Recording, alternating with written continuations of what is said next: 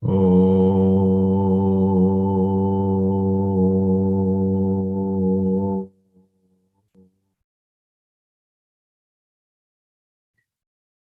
oh,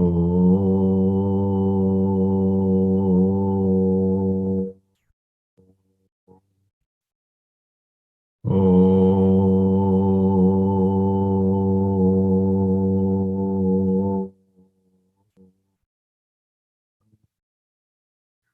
Om Sahana Vavatu Sahanau Bhunaktu Sahaviryam Karavavahai Tejasvinavadhitamastu ma vidvishavahai. Om Shanti Shanti Shanti. Om Samasta Jana Kalyani Niratam Karunamayam Namami Chinmayam Devam Satgurum Brahma Vitvaram Satgurum Brahma Vitvaram. Om Parthaya Pratibodhitam Bhagavata Narayanena Swayam Vyasena Gratitam Purana Muninam Madhye Mahabharatam Advaitaamritavarshinim Bhagavatim Ashtadashadhyayanim Amba Tvamanusandadhami Bhagavad Gita Bhavadveshini Yam Brahma Varunendra Rudra Marutaha Stunvanti Divyaistavai Vedai Sangapadakramopanisadai Gayanti Yam Samagaha Dhyanavasthita Tadgatena Manasa Pashyanti Yam Yoginaha Yasyantam Navidutsura Suraganaha Devaya Tasmai Namaha Devaya Tasmai Namaha Om Shri Ganeshaya Namaha Om Shri Saraswatyai Namaha Om Shri Gurubhyo Namaha.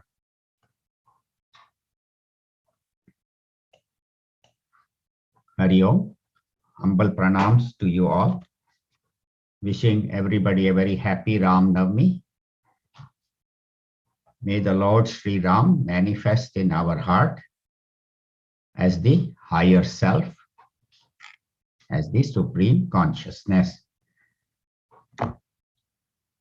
So in the 15th chapter, we have talked about the Lord being the origin of the entire universe, and we all are branches of that tree.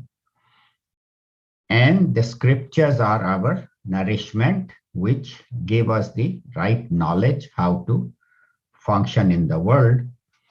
And then Bhagavan talks about the seeker, Nirmana Moha, Jita Sangha Dosha. So the one who has conquered all his negativities, has no arrogance, pride, ego, such a person will reach me. Gachanti Amuda Padamavyayam Tat. And what is my supreme abode?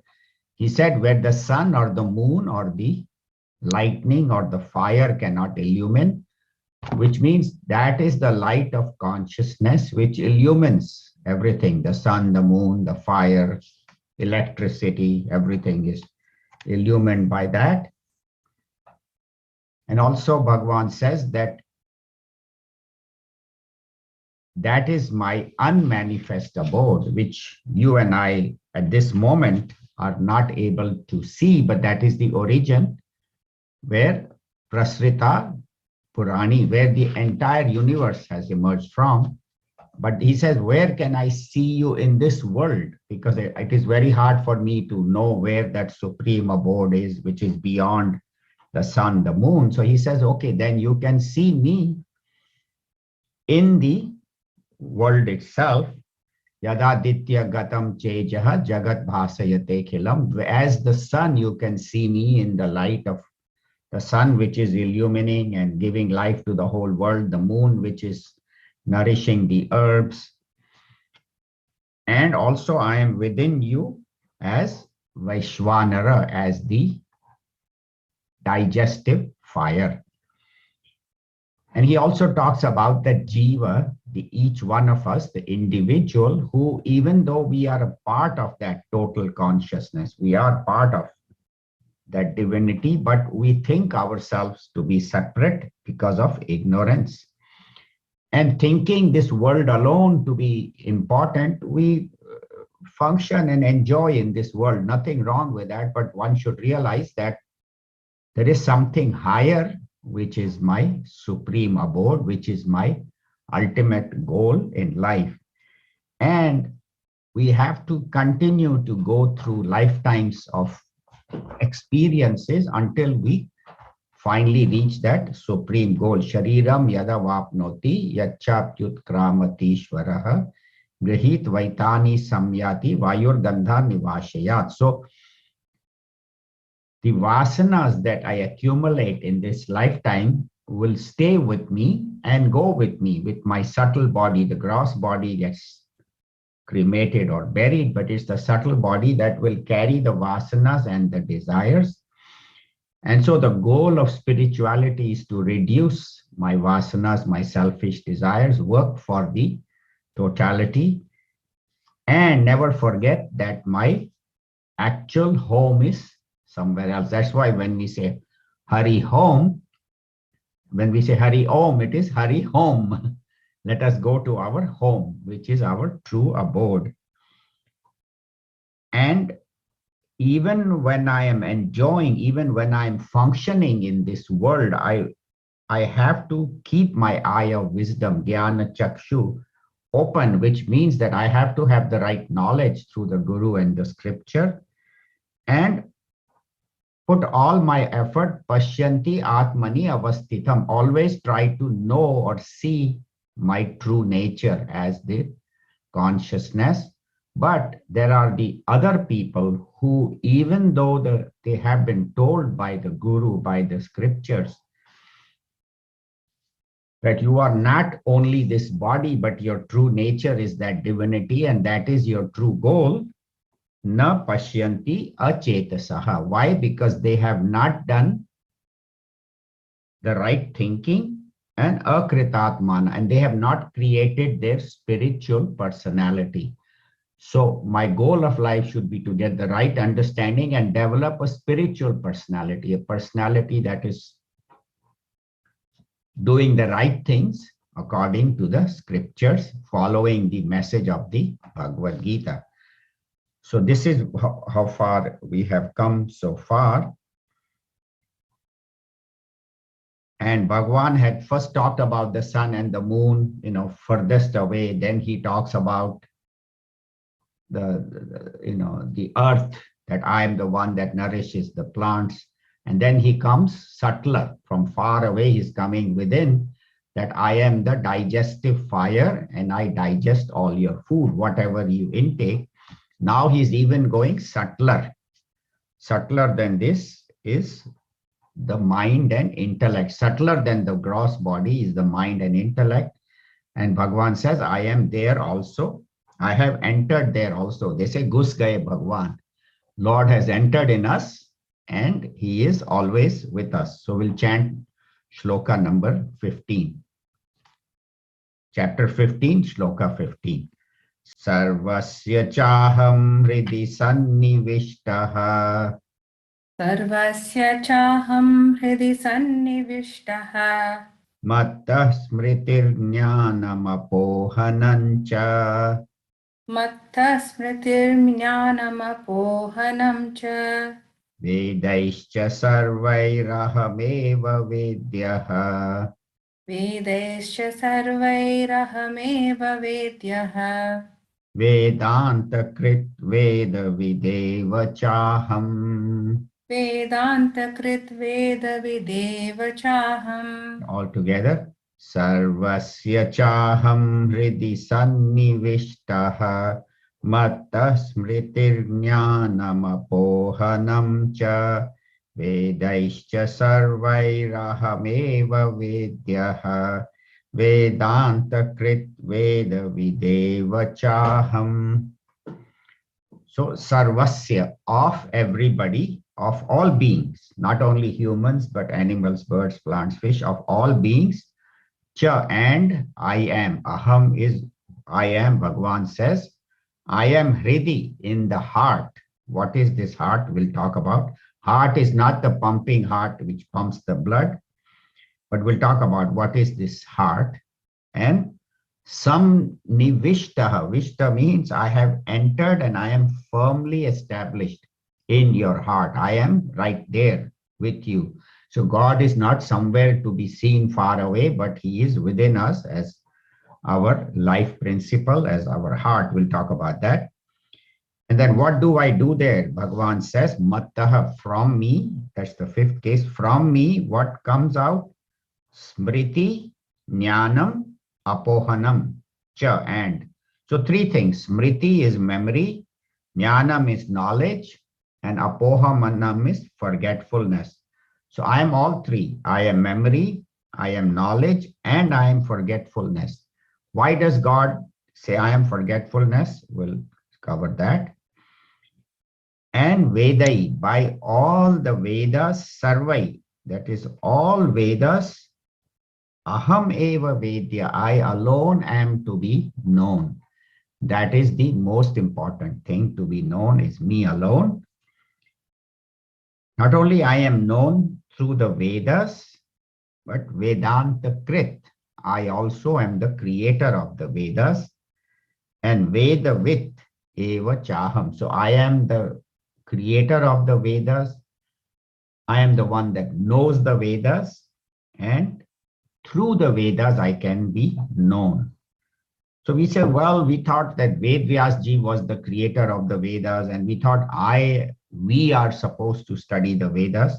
Bhagavan says, no, ultimately the student of the Vedas is me alone. So, as we said, gradually he is coming closer to the subtlest, even the subtlest part of your personality, the Hrit. Hrit in Vedanta, when we say Hrit, it is not the pumping heart, but the way they define it, some scholars define it as the part of the subtle body, the mind and intellect, where all the good values reside: kindness, compassion, love, love, sharing, unselfishness. So the part of my personality, which is the area where all these good qualities reside, Bhagavan says, I am there. Other scholars say it as it is drishyate sukshmaya buddhyaya sukshma buddhi bihi. So this light of consciousness that is within our mind and intellect, how can I know it? So it is said it is in the intellect as sukshma buddhi, as the subtle intellect. And it can be known by people who have a subtle intellect. He says, where can I go buy this subtle intellect so that I can also get it? So Bhagavan says the subtle intellect is the one that can understand the subtle aspects of teaching. See, one is the visible, what you understand, what the teacher is telling through his words. But the other is what the teacher is indicating. So it is the indicated knowledge. It is the essence of the Upanishads, the essence of the Bhagavad Gita, what Bhagavan Sri Krishna is pointing to, because this highest truth cannot be described in words, can be indicated, can be pointed, as we have given the example. If there is a moon behind the tree, behind the branches, and if your finger says, oh, there is the crescent moon, you can barely see it behind the branch. My finger is not the moon, but my finger is pointing where the moon is. So similarly, these scriptures are pointing to where that truth is, which is Bhagwan's own nature. So that is called Sukshma Buddhi, that is able to not only see the obvious words of the teacher, but what the teacher is trying to point out, because the teacher has experienced the truth, whether it's Gurudev Swami, Chinmayananda, or all these great teachers, but they are indicating it to us, Shankaracharya ji and all. And then he says, I am there in your heart, in your subtle intellect, as the enlivening principle, the subject. It is because of me that your mind and intellect is able to function. So in our meditation, we should turn attention to that which is enlivening my mind and intellect and effortlessly stay in that state. That is called meditation, where effortless abidance in that supreme state, which is my true nature. So not struggling with the mind, but effortlessly turning the mind's attention and staying in that state, that is meditation. And from me is smriti, jnanam, apohanam. So when we try to study anything, say I'm studying a scripture or even mathematics or physics or whatever. So first is study. I have to take a book and study, or go to university, or go to a guru and study. So that is knowledge. Then I have to remember that. I have to remember, okay, I studied this in the Bhagavad Gita in the 15th shloka. I have to remember it so that at the right moment, the knowledge should be available. Or if it could be math or physics, I study, but then when the exam comes, then I should be able to reproduce, get the answer so that I pass the exam. So that is memory. So there is knowledge and there is memory. But Bhagavan says, I am also forgetfulness. He says, why should there be forgetfulness? So they give many reasons for this forgetfulness. Gurudev in his commentary says that as I am learning new things, I have to forget old things. I cannot hold on to, like people used to think the earth is flat. Now they know the earth is round. So they have to forget that old knowledge that the earth is flat, because that's useless knowledge. Other meaning of forgetfulness is that there are some things you don't need to remember. Like if I ask you, what was the color of your math textbook in the 8th grade? The cover. Do you remember that? How is it you don't remember? You took it to school every day, right? You carried it in your bag and you opened it every day for a whole year. You still remember the color. Why? Because I don't remember either, so I'm not. But the fact is, because it's useless information. Why we don't need to remember it. But the essence of the mathematics that we had studied in 8th grade is important, because that helped us in the 9th grade, 10th, 11th, 12th. And if somebody did engineering major, it helped him or her in that. So the essence of the knowledge we retain, and unnecessary we forget. And now even math we are forgetting, because everybody has cell phone. So there's no need to memorize. There is no need to remember phone numbers. There's no need to know how much is 17 times 12. We used to know all those tables, 17 times 13. We could tell just like that. Now you say, wait a minute. I have to open my phone. So a lot of these things we are forgetting. I used to memorize about 200 phone numbers even my kids' numbers, sometimes we don't remember. So what is happening is we are losing our ability to memorize, because we are not using that.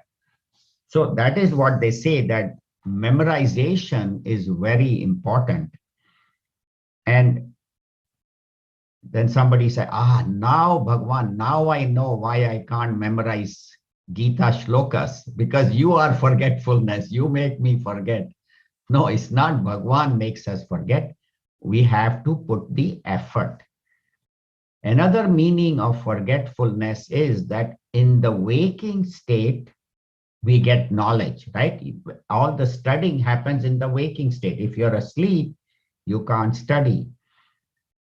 So knowledge happens in the waking state. Memory is strengthened in the dream state. They say while you're dreaming, your memories are strengthened. And in the deep sleep, whatever unnecessary information is there, you are supposed to forget that. But what happens is that, say, I memorize a Gita shloka today, when I go to, and I memorize it fully, I've chanted it 10, 20 times. When I go to sleep and I wake up in the morning, I don't remember it. Oh, array, what did I study? Yes. So repeated, then the second day and the third day. That's why they say it takes 3 days to memorize one shloka or even a new word or vocabulary like a Sanskrit word. If you're learning, it takes 3 days to memorize. So that's what he says. I am knowledge, I am memory, and I am forgetfulness, where things that you don't need to remember, I am that. And then he says, Vedai sarvai aham eva vedya. I alone am to be known through the Vedas. So the Vedas have so much material. They have all these different mantras, different scriptures, different chants. They are good to remember. I'm not saying they are good, not good to remember, but all of them should take me to that supreme consciousness. You can call it Bhagavan Sri Krishna or Lord Shiva or whatever your Ishta, Sri Ram. But all of these knowledges, ultimately, when I'm studying, I should remember that they are taking me to my supreme state, my supreme state. So through the Vedas, through the scriptures, through all these texts, it could be the Vedas, it could be the Bible, it could be the Quran, it could be the Dhammapada of Buddhism. But all these religious scriptures, the purpose of these prophets, whether it was Jesus or Muhammad or Buddha or Shankaracharya ji, or all of them gave us this knowledge to lead us to the highest.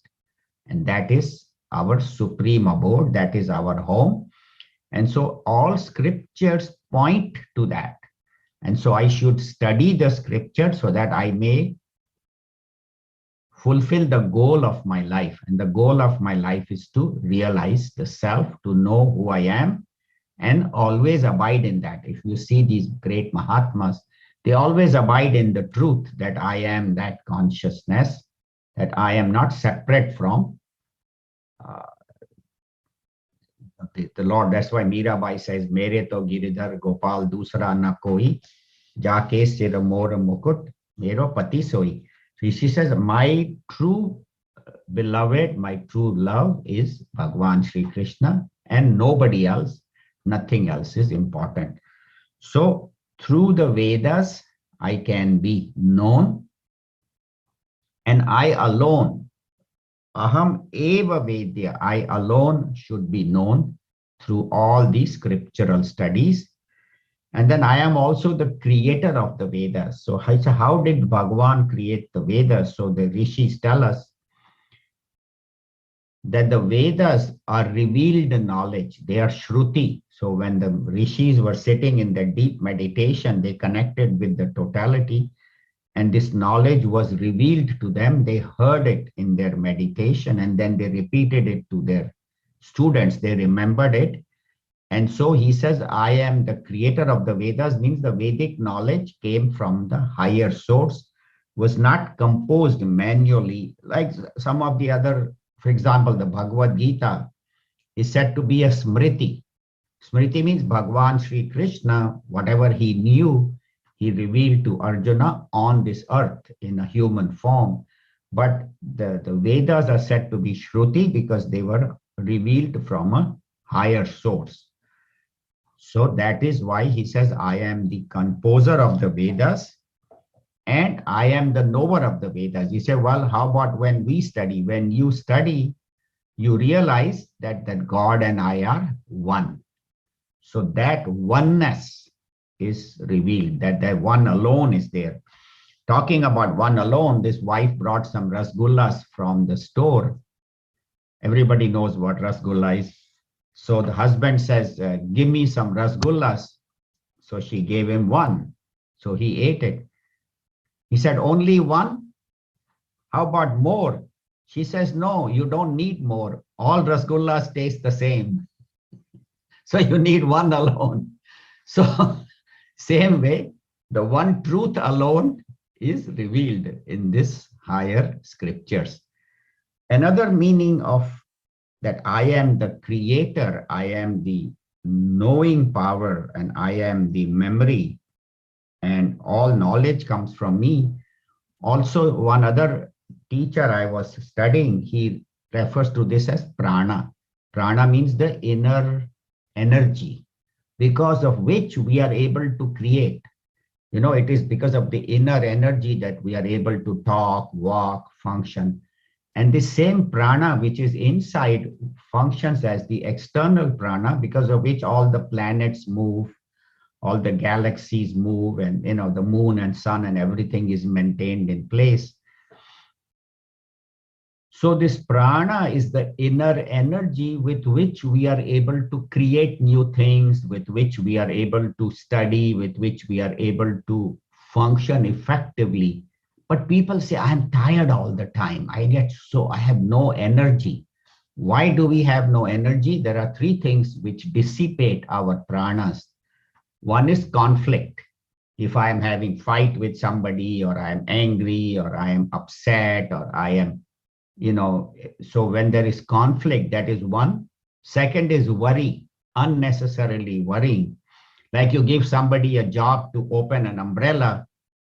He says, what will happen if the umbrella doesn't open in the rain? My clothes will get wet. It hasn't even started raining, but he's already worrying about it.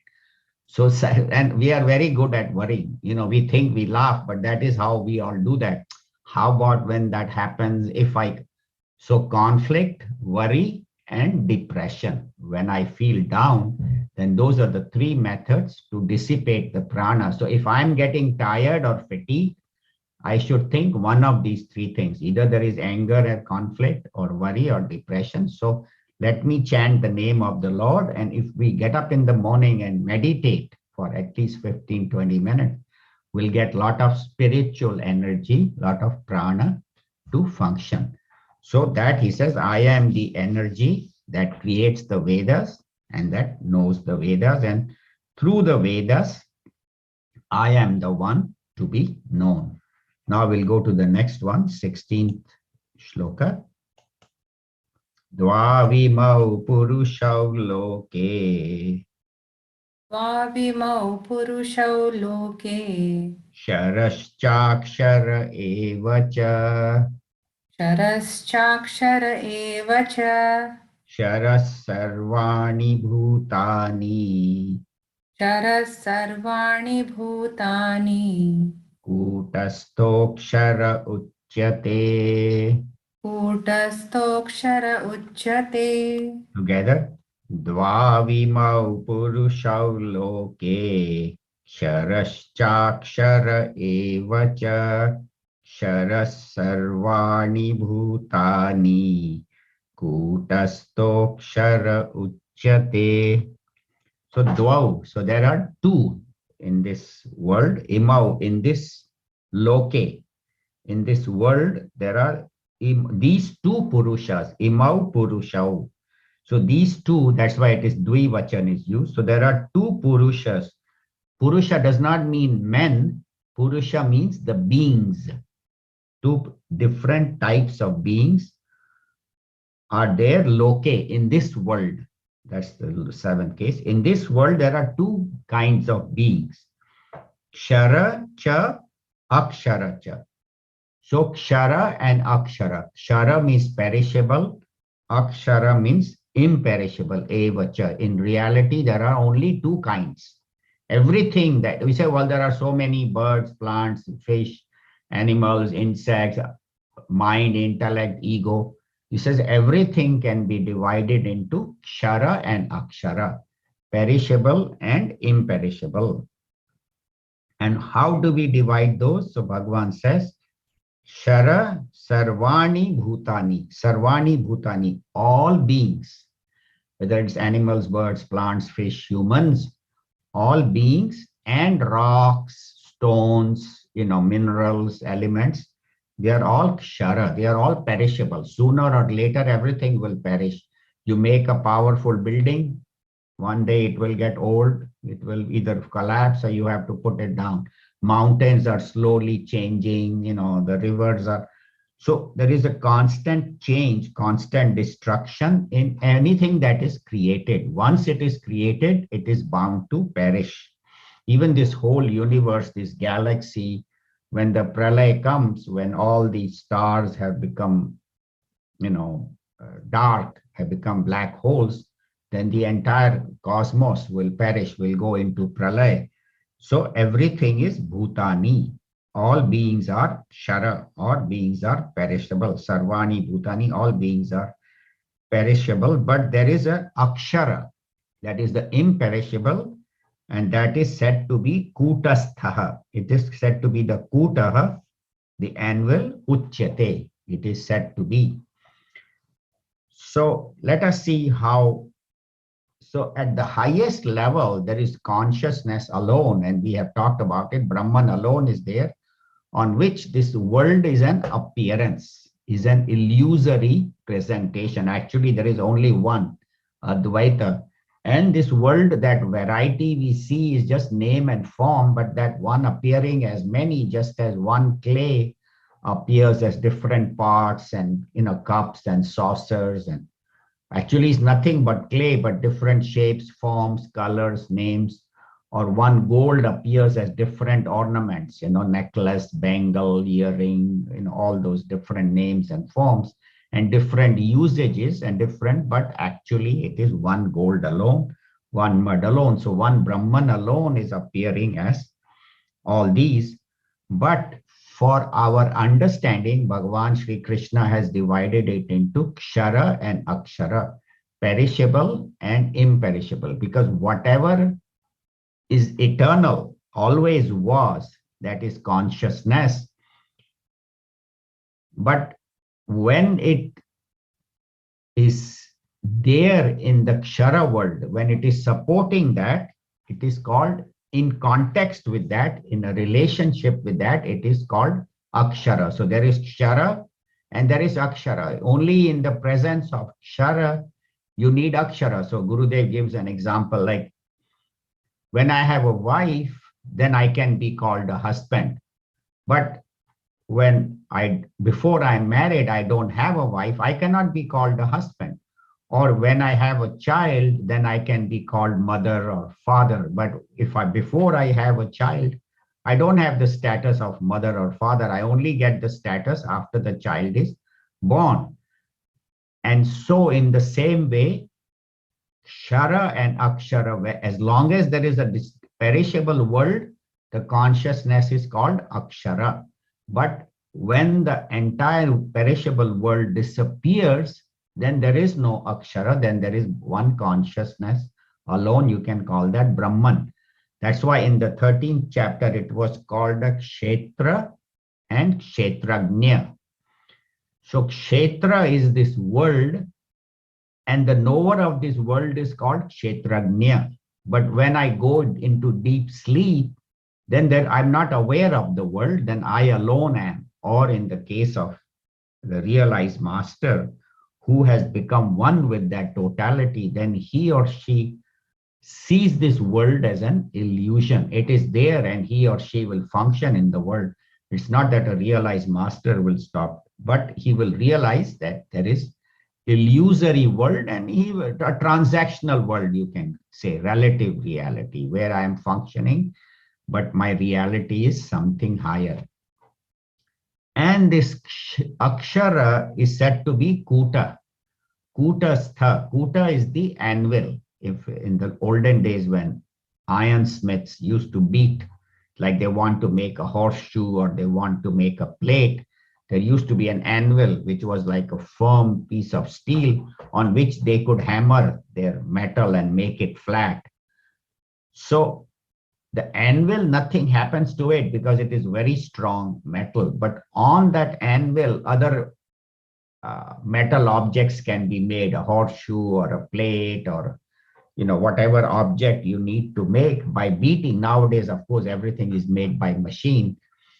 So anvil is that triangular kind of shape, not triangular, but has this kind of a shape like a U-shaped structure on which the blacksmith hammers. So the anvil, nothing happens, but the anvil supports all changes. So that's why it says Akshara Purusha, this imperishable consciousness supports everything. All changes happen in the presence of that Akshara, but nothing happens to that Akshara. So that's why it is said to be Kuta. Kuta is an example given many times in the Bhagavad Gita and in the other scriptures. So whenever you hear Kuta or Kutastha, you should know that the teacher is referring to the anvil, ANVIL, on which all changes happen. So he says, I am the support, and on me, all this birth, death, creation, multiplication, all that is happening on me. Also, this is also referred as Karya and Karana. So Karana is the cause. Bhagavan says, I am the cause, and this world is Karana. So Karya Karana relationship, cause and effect. And if there is an effect, there has to be a cause. They say if there is a world, but there is no cause, the world just came. That cannot happen. If there is an effect, there has to be a cause. Like you go into the hall and you find the chairs, when we go to a class lecture in the Chinmaya Gokul, and chairs have been arranged in a line, 50 chairs. They say, who came and arranged it? They didn't arrange by themselves. They were against the wall. Suddenly 50 chairs don't decide, okay, now we will be all arranged in line. You need a conscious human being to put them and then to put them back. So similarly, you can't say this world of itself decided to come into being. There was no creator. That's not possible. So that's why they say when there is an effect, there has to be a cause, karya, karana. So the cause is the akshara and the effect is the kshara. Another meaning is para and apara. Apara is the lower knowledge, para is the higher knowledge. So apara is the knowledge that tells me about the world, and para knowledge tells me about God. So this Bhagavad Gita is revealing to us the apara knowledge, telling Arjuna how he should work in the world through karma yoga, bhakti, and all that. And then also revealing to him the highest knowledge, which we are seeing in the 15th chapter. And also in 13th, in many places, Bhagwan has revealed this, and the 9th has revealed this highest knowledge. So it is the Paravidya and Aparavidya, both. So Kshara is Apara and Akshara is Para, is the higher. And also it is Para and Apara Prakriti, because there is two beings. One is the perishable and one is the imperishable, and both are revealed by this. Also called as manifest and unmanifest. So various names I am giving to convey the truth that there is one substratum on which everything. And what are we? So in the Dakshinamurti Stotram, it is said, Bhuram Bham Sanalo Nilo Ambara Har Natho Himanshu Puman Ityabhati Chara Charat Makamidam Yasyaiva Murtyashtakam. So all of us are made of 8 elements, 8. So one is the 5 elements, Bhu, Bha, air, space, fire, water, earth, and then mind, intellect, and ego. So these are the 8 elements of which all of us are made. That is the kshara, that is the destructible. Air, space, fire, water, earth, mind, intellect, and ego. In Dakshinamurti, instead of mind and intellect, they have used moon and sun. So moon is the deity of the mind, sun is the deity of the intellect. So all these 8 together make this Kshara Purusha. And what is the bijam? What is the seed? That is the Akshara. In the normal plant, if there is a seed you plant in the ground and the sprout comes out, what happens to the seed? It gets destroyed, right? The seed opens up and from it the plant emerges and the seed perishes. But in the case of Bhagwan or God or the Akshara Purusha, even though the world emerges from that consciousness, nothing happens to that consciousness. It does not perish. So this is the avyaya. This is the that Bhagwan will tell us in the next shloka, that it does not undergo any destruction. Talking about this destructible world, we are the only being in creation that is trying to destroy itself, finish itself off. A lion will never kill another lion, an elephant will never, try to kill another elephant, a mouse will not. They will attack other beings, but not themselves. But we are in the process not only of destroying each other, but destroying our very planet. We are polluting the air, we are polluting the water, we are polluting the ground. The food that we have has all kind of pollutants, additives. We don't have clean drinking water, the lakes. I mean, everything we are polluting, and sooner or later will make this planet uninhabitable, because when the global warming, the temperature goes up so high that this planet, so we are the only being in nature that is destroying itself and destroying its environment, the place where I'm supposed to live. That's why our children and grandchildren, the air will not be clean for them to breathe, the water will not be. Not that to sound pessimistic, but the point is that as much as possible, we should try to preserve the environment and, not pollute, not buy unnecessary things. Because if we buy, then there will be, people will produce. And if they produce, they will use resources. So buy what you need, do not waste, so because they say that a true investor, suppose you have money saved for retirement, you try to live off the interest. You're not going to start using the capital. Okay, what my capital is, after a while, it will run out. So that is what you and I are doing, or humans are doing. We are destroying our planet and we are destroying each other. So that's why it says, Shara is this destructible world, but Akshara is the substratum on which all this world is going on. That's why it is called Kshara Purusha and Akshara Purusha. Akshara here means the consciousness, the supreme. So that is together constitute this world, Kshara and Akshara. And now in the 17th shloka, Bhagavan gives us another concept of Uttam Purusha, which is neither Kshara nor Akshara, but it is beyond both.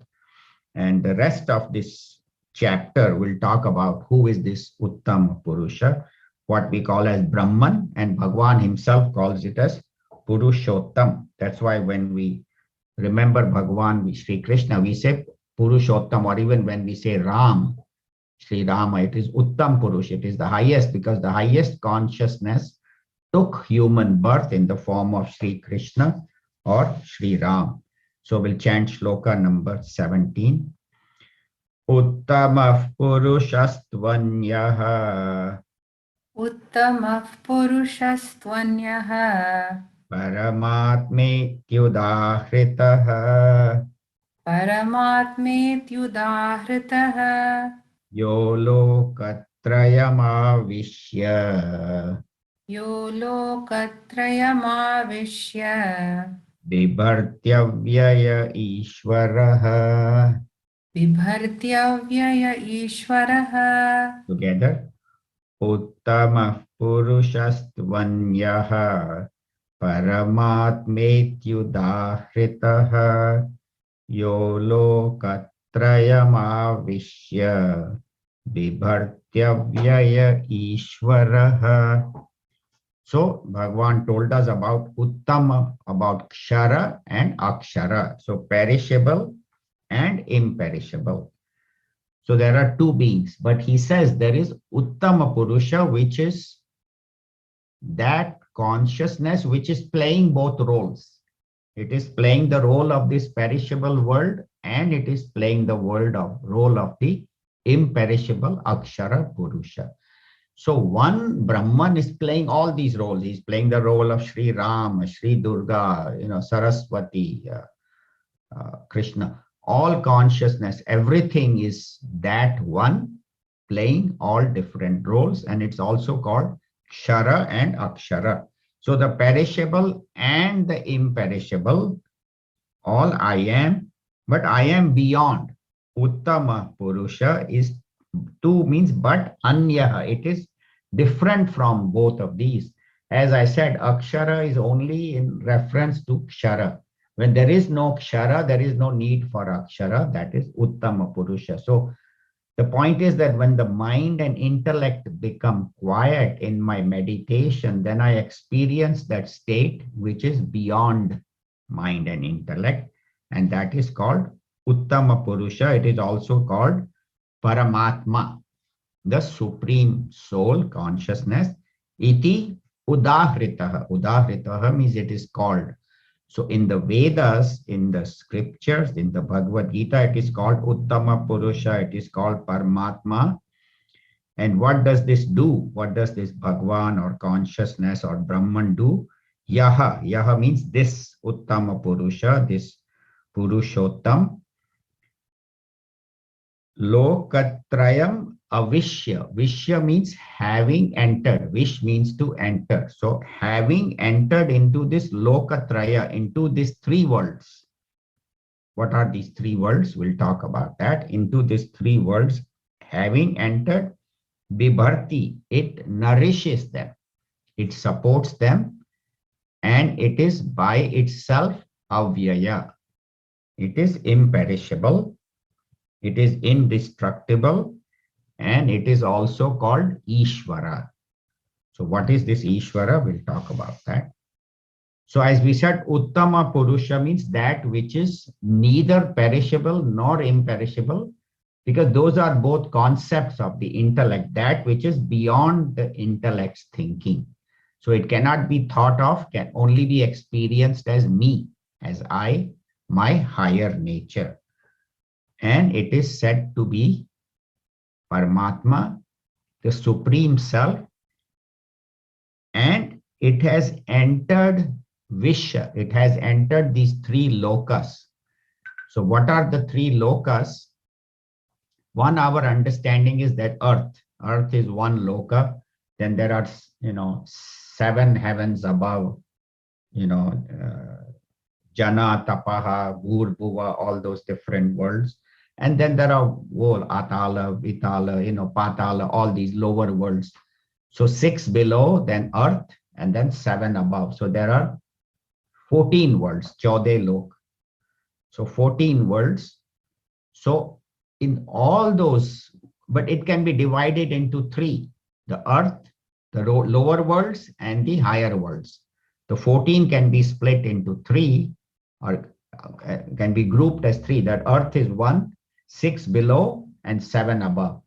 So the above, the Earth, and the below, all are pervaded by that one consciousness. The one consciousness alone has appeared as the higher worlds, the lower worlds, and the Earth. The 3 also means the 3 states, that in the waking state, Bhagwan is there. In the dream, God is functioning. And in the deep sleep also, I am alive, the consciousness is functioning. So it can be 3 worlds, like Earth, lower world, higher world, or it can be the 3 states, waking, dream, and deep sleep.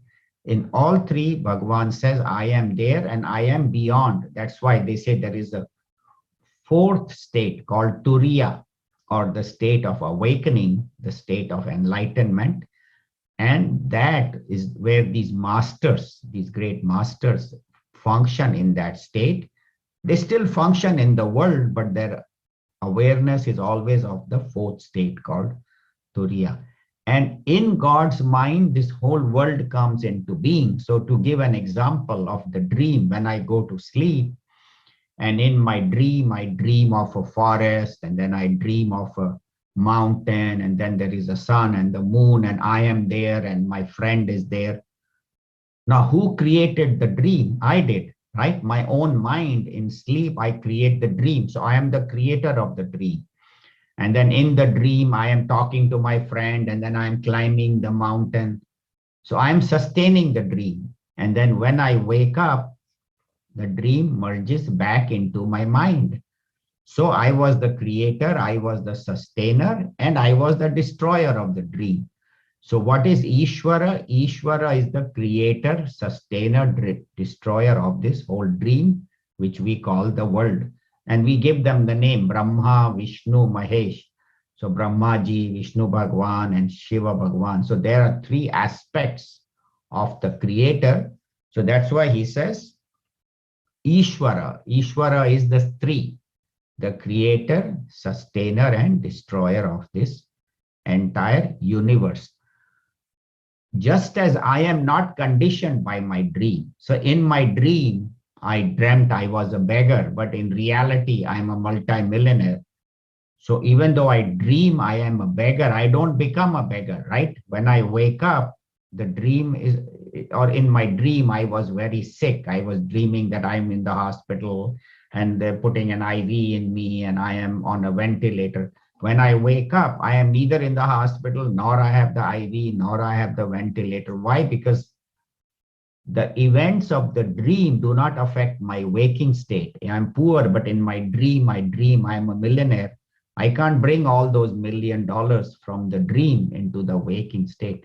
So similarly, this consciousness is not conditioned by what is happening in the world. It is the creator and sustainer of the world. And that's why they say it is the Upadana Karana and Nimit Karana. These are the two words we use. Upadan means it is the substance, and Nimitta means it is the efficient cause. So the material cause and the efficient cause. The material cause is called the Upadana Karana, and Nimitta Karana is the efficient cause, like a pot maker. He makes a pot. In the olden days, they used to make it on the wheel, and the mud is the material cause of that pot. And the pot maker is the efficient cause. You need an intelligent person to make it. And the instrumental cause is the wheel. On the wheel, they are making the pot. So the pot maker is the Nimit Karana.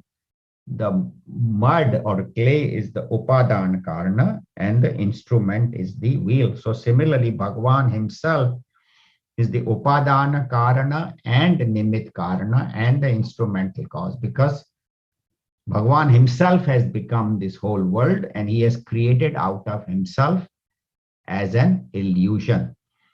But at the same time, Bhagwan is Nirlipta. He is unaffected. What is lepa? Lepa in Sanskrit means ointment. So ointment is something I can apply. So say if I have a cut on my hand or I have a rash, I put the ointment on it and the rash will go away, but the ointment will stay, right? At least for a while till I wash it off or till I clean it off. So lepa is ointment. So Bhagwan is said to be nirlipta, means it is not contaminated, not affected, not touched by whatever is happening in the world, because he is beyond the world. So the goal of human being is to identify with that supreme consciousness and not be too much affected, because in the world there will be changes. Physically my body will change. I was young, then I'll get old. My mind will change, will be happy, unhappy. Intellectually, I'll be praised, I'll be criticized, I'll be successful, I'll be a failure. So the body will go through all the changes, the mind will go through ups and downs, the intellect will go through ups and downs, my desires will change, my ego will change. And if I identify with the body, then I say, I'm getting old and now I'm going to suffer. No, age is in the mind. Age is in the mind. I am forever young. So that should be the attitude. And keep functioning. And when it is time to drop the body, drop it, because it's not me anyway. So that is called nirlipta, that the body will function, the mind will function, the intellect will function, but my true nature is consciousness and I am nirlipta. So it's not that Bhagwan is nirlipta or Ishvara is nirlipta. Then how is it going to help me? I am nirlipta. Just as the ointment cannot, If suppose your hand is oily and you put water on it, the water cannot wet you. Why? Because my hand is oily. So when my hand is soaked with Bhagwan's bhakti, with the love for the Lord, then nothing of the world can touch me. So that is called nirlipta. That's why these great Mahatmas, look at all the great saints, how much suffering they had. Mirabai, Tukaram, Jesus, how many Buddha, how many problems they had. But because their mind was always with God, so they were untouched. No matter, that's why, they had no hatred for the world, because they said the world is doing what it is doing, but my nature is that eternal consciousness. I am my Father in heaven. I am that Brahman. And so that is called nirlipta. So I should function in the world. That's why Bhagwan, in many places, in the 12th chapter, in many places, he says, Sama shatraucha mitrecha tatha manap manayoho shitoshna sukha dukkheshu samasanga vivarjitah. So he says, who is my devotee, my bhakta? He says, who is the same in joy and sorrow, heat and cold, success and failure? He knows that these states will come. He or she always is aware of these states, but remains so much firmly established in the truth. Even Gurudev, even as his body was failing, he always abided in that, and he could almost till the last day, even with only 15% of his heart working, still he was traveling all over the world and giving hour and a half discourses. How was he able to do that? Because he did not identify himself with the body. And so that is what it says. This Ishvara is nirlipta. So means I should remain unaffected. Not that you become like a stone or a rock, but what they say is, for my own problems, I should become strong. But if somebody else is suffering, my heart should fill with love and compassion. So that's what we see in these lives of Mahatmas. For themselves, they are unaffected. But if somebody else is hurting, their heart fills with love. So that is the essence of the three shlokas today, that Bhagavan says, I am the in your heart as the mind and intellect, as the sukshma, subtle intellect. And there are two beings, Kshara and Akshara, perishable and imperishable. But I am that Uttama Purusha, Paramatma, and I am beyond both.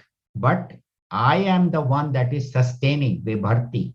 Even though I am sustaining, I am avyaya, I am unaffected, nirlipta, and I am playing the role of Ishvara. So that one consciousness is playing all these three roles.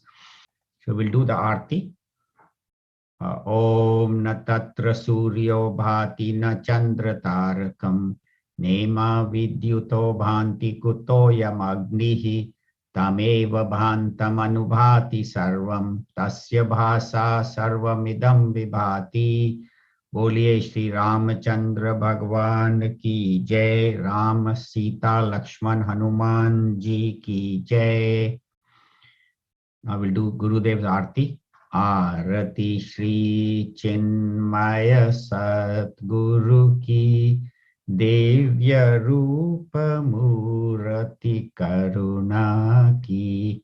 आरती सतगुरु की चरणों में उनके शांति समाए. शरणागत की भ्रांति मिटाए. पाप ताप संताप हरण की. आरती श्री चिन्मय सतगुरु की. आरती सतगुरु की. वेद उपनिषद गीता को गाया. धर्म सनातन फिर से जगाया. शुद्ध नीति प्रीति शंकर की. आरती श्री चिन्मय सतगुरु की. आरती सतगुरु की. सिद्ध बाड़ी की तपोभूमि में नित्य विराजे गुरु हमारे, भक्त हृदय आनंद सोत्र की आरती श्री चिन्मय सतगुरु की, आरती सतगुरु की, आरती सतगुरु की। बोलिए श्री सतगुरुनाथ महाराज की जय। Everybody can please take the आरती।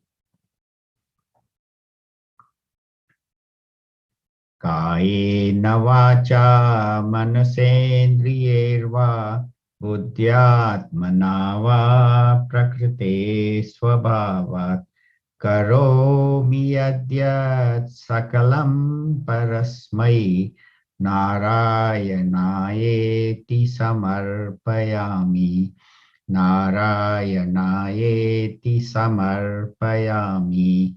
सर्वे भवन्तु सुखिनः, सर्वे सन्तु निरामयाः, सर्वे भद्राणि पश्यन्तु, मा कश्चित् दुःखभाग् भवेत्।